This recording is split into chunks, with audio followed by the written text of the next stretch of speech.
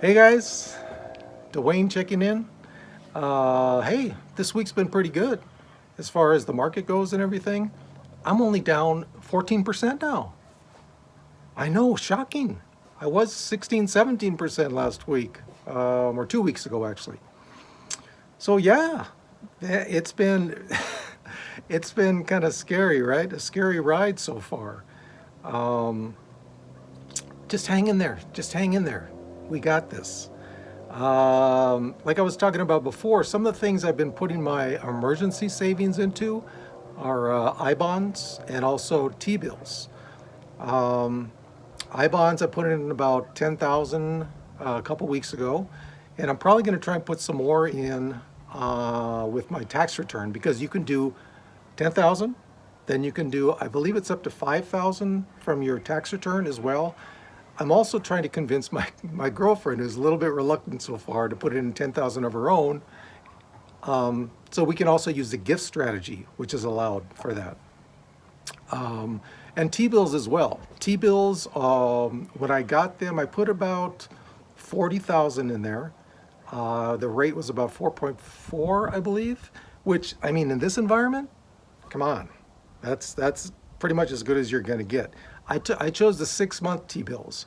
And what they usually say is they advise, if you don't need the money for a while, I mean, you can take it out early. There are penalties for that. For instance, I-bonds.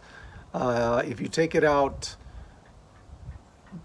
believe, what is it, 3 months interest penalty, but you have to leave it in there for at least a year. Between 2 and 5 years is where that 3% interest penalty comes in. If you leave it up to 5 years, there is no more penalty for taking your money out from the I-bonds. And the I-bonds are adjusted, the rate is adjusted every 6 months. So the first 6 months when I got them, I got a 9.62 annual return on them. Remember, it's annual. So since it's adjusted every 6 months, that will change. It has recently changed to, I believe, a little over in the high sixes, 6.8, 6.7. But I will get that first 9.62 for the first 6 months. Then it will adjust to the new rate for me. So for me on the I-bonds, since the amount I put in there is, I mean, I went up to the limit, but the limit's not big. 10,000 a year. I mean, my God, if I could put in 50,000 a year, I would have put it all in I-bonds and forgetting about the treasury bills. But I'm probably going to leave those I-bonds in for a long time. Treasury bills, 6 months, take it out. I was thinking about doing what some people do, which are treasury bill ladders, where you put it in, let's say you put in 1 month for like an 18-week treasury bill. The second month, you put in some more money for that 18 weeks. Now, when the first one comes out, and you can structure those as many as you want, month by month by month. So when one becomes due and payable, you can put that back into treasury bills, or you can just take the money out in case you want to invest it into something else that is probably getting you more returns. You know, it never fails. Right when I go on, my friendly dogs in the neighborhood start barking up. Can they hear me? Is their hearing that good? I don't think so, but hi, boys.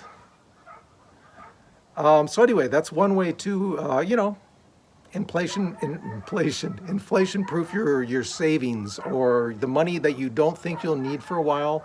I've still got the bulk of my savings in a checking account. And that's the money that I'm comfortable with keeping. Like right now I have about a year and a half or 2 years on hand of cash. And that cash is savings, checking, and also now I-bonds and T-bills. So for me, I feel comfortable with that because if a down market does come, which we're obviously in right now, we've been in the whole year, you don't have to take out as much from your investments. And in a down market, not a good idea to do that. You want to keep those there. If you touch that, you're just compounding the whole loss that you're getting, from the market as a whole. So I'm a big believer of keeping, 1, maybe 2 years of cash there. I mean, some people talk about the bucket strategies. I guess it's kind of a bucket strategy, even though I had it in cash before I even heard of bucket strategies. But, you know, I mean, some people go crazy. To me, go crazy. They'll keep it in there for 4 or 5 years of cash. I think that's a little extreme because, I mean, most bear markets aren't going to last 5 years. Now, there have been some that have come close to that. But fortunately, it doesn't happen too often. So just going on the law of averages on historical return, which again, it doesn't tell you what's going to happen in the future. But if you look back over the past, you know, let's say to the Great Depression, you're really not going to have like a 4 or 5 year bear market most of the time. So, oh, my golden light, it's going down. And I was feeling so good about it. You're probably not going to have a 4 or 5 year bear market. So for me, keeping like a couple years of cash is good. The rest of mine is based in a 60-40 portfolio, 60% cash, or excuse me, 60% stocks, 40% bonds. I've got two 401ks. One is at Vanguard and one is at Fidelity.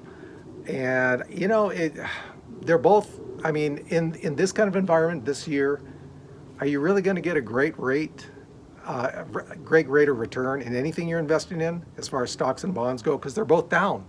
They're both down for the year. So I'm happy with where they're at. My Fidelity one is actually doing a little bit better because I've got more bonds in that one. That one's close to like 52 stock, 48 bonds. The one at Vanguard is more, I think it's 62 stock, 38 bonds. So whatever your investing risk tolerance is, whatever you're comfortable with, that's good. But what I'm also going by is what's called the 4% rule. This was created back in the 1990s by a guy who was an engineer called Bill Bengen, who actually started researching finance and retirement specifically. So his 4% rule says you can withdraw 4% of your overall investments and not run out of money in a 30-year period. Now he's taken data all the way back to the Great Depression. So his 4% is actually a worst case scenario for taking out money. So for me, I feel good about that. If I can just, you know, access 4% of my investments, we're not talking about cash, we're talking about the stocks and the bonds per year. And he also said you can adjust that with inflation. So next year, obviously, well, we don't know what's going to happen next year, but if stocks go up, take a little more. Or excuse me, if stocks and bonds, your overall portfolio goes up, take a little more. If they're not doing as good, maybe you might have to cut back a little bit. But if you can stay right around that 4%, then you should be good for 30 years of retirement. And a lot of that depends on your spending. You know, what is your spending? What is your budgeting? One thing I really didn't do until I retired was budget. What I use is called the bottom-up approach. So I go by and see exactly how much I'm spending on whatever on a monthly basis in retirement. Once I got that nailed down and kind of averaged it across about 6 months, see if, you know, my numbers were accurate, then what I can do is I can take that and kind of give me a good approximation of what I might need per year in retirement. Like I said, I'm 60 now. I'm going to be taking Social Security at 62. So up until 62, I'm going to be taking more from my portfolio now than I will be in the future. So I might be a little bit above that 4% for the next couple of years until my Social Security kicks in. Then I can ramp that down a little bit. So I should still be on target there. But your Social Security strategy is obviously totally up to you. That's the way I'm doing it. I think that's going to work for me because the amount of cash I have on hand now will last me for the next couple of years until Social Security kicks in. So again, it's all up to the person that's doing it. Hopefully this advice that I've been through for the last year and a half is kind of helping you a little bit. I know it's only my second video, so hey, hope it's helping. But whatever you guys want to talk about, please leave me comments for that. And I'm willing to approach whatever you want to talk about. And again, this is going to help both of us. Circular nature. I'm going to learn from you. Hopefully you can learn some things from me. And we'll go from there. Thanks, guys. Have a good one.